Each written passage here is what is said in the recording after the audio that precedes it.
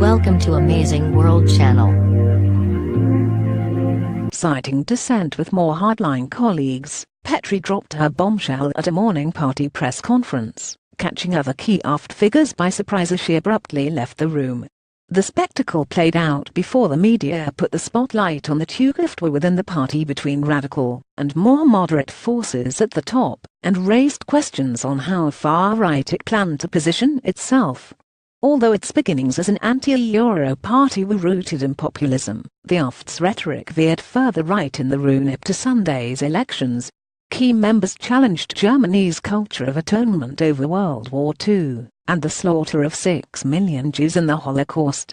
CDU party members react to German vote. It also rolled out provocative posters declaring Burkas we prefer bikinis, and New Germans let's make them ourselves, featuring a heavily pregnant white woman, to push its Islamophobic and anti-migrant campaign.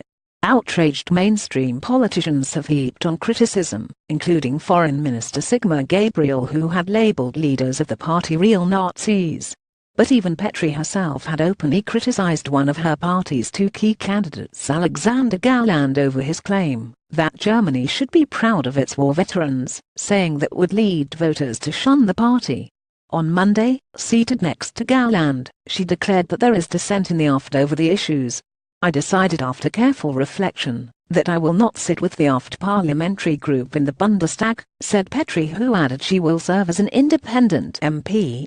The open squabbling put a damper on the party's success, and pointed to a potentially rocky future for the party in Parliament.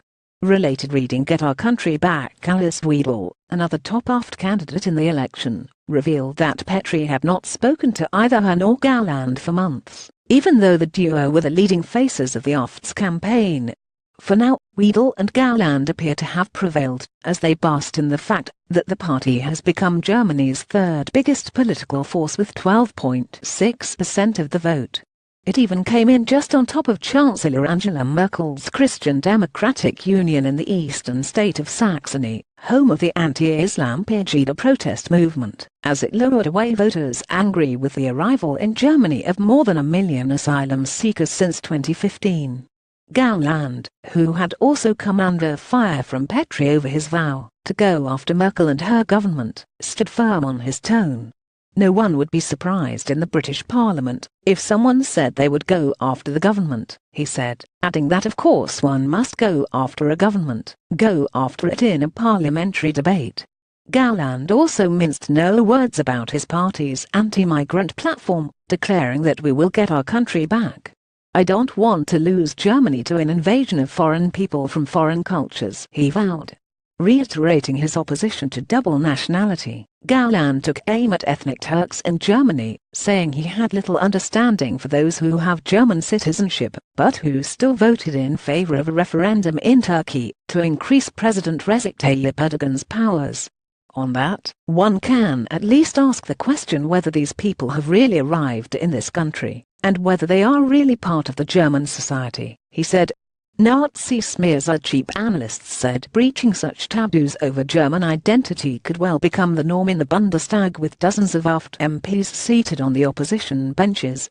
But the Daily Citing cautioned against just dismissing the AfD as extremists. Nazi smears against the AfD are cheap. Dealing with them in Parliament will require a great deal more energy and imagination, it said. The other parties must distance themselves from the AfD, while endeavouring from day one to win back voters from the AfD, it said, adding that this is a serious test for German democracy.